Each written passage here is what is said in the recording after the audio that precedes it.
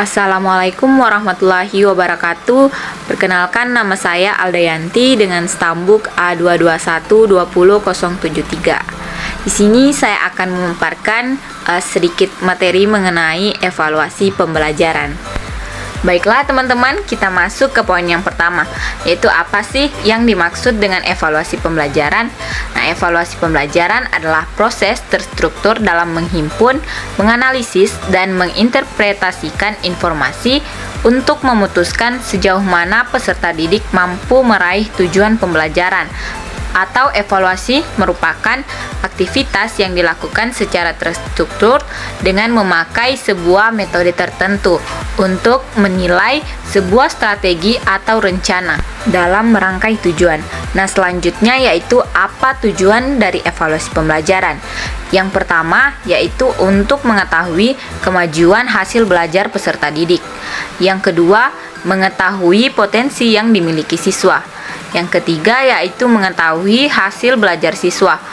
Yang keempat, mengadakan seleksi. Yang kelima yaitu mengetahui kelemahan atau kesulitan belajar siswa.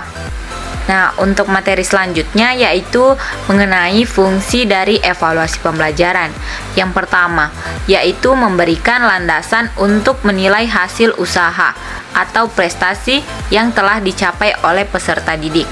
Yang kedua, memberikan petunjuk tentang sejauh manakah program pengajaran yang telah ditentukan telah dapat dicapai. Yang ketiga, memperbaiki materi dan program pendidikan. Nah, materi selanjutnya yaitu mengenai jenis-jenis evaluasi. Ada 4 jenis-jenis evaluasi. Yang pertama, evaluasi berdasarkan tujuan, yaitu terdiri dari diagnostik, selektif, penempatan, formatif, dan sumatif.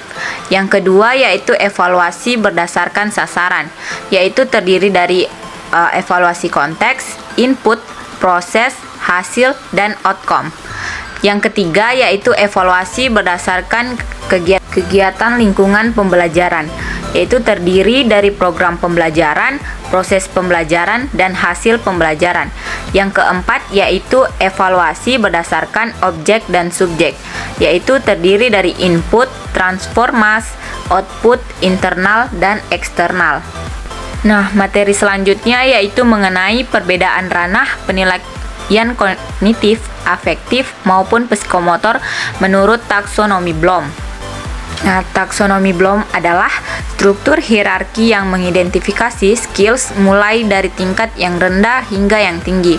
Dalam kerangka konsep ini, tujuan pelatihan oleh Bloom dibagi menjadi 3 domain atau ranah. Kemampuan intelektual yaitu ada kognitif, afektif, dan psikomotorik. Nah, untuk pengertiannya yaitu yang pertama, ranah kognitif. Ranah ini meliputi kemampuan menyatakan kembali konsep atau prinsip yang telah dipelajari, yang berkenaan dengan kemampuan berpikir, kompetensi memperoleh pengetahuan, pengenalan, pemahaman, konseptualisasi, penentuan, dan penalaran.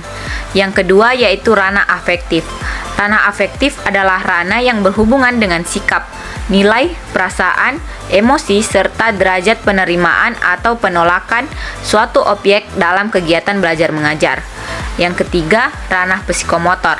Ranah ini meliputi kompetensi melakukan pekerjaan dengan melibatkan anggota badan, serta kompetensi yang berkaitan dengan gerak fisik atau motorik, yang terdiri dari gerakan refleks, keterampilan gerakan dasar, kemampuan perseptual, ketepatan, keterampilan kompleks, serta ekspresif dan interpretif. Baik, itulah tadi sedikit materi yang sudah saya jelaskan. Kurang dan lebihnya saya mohon maaf. Wabillahi taufik wal hidayah. Wassalamualaikum warahmatullahi wabarakatuh. Terima kasih.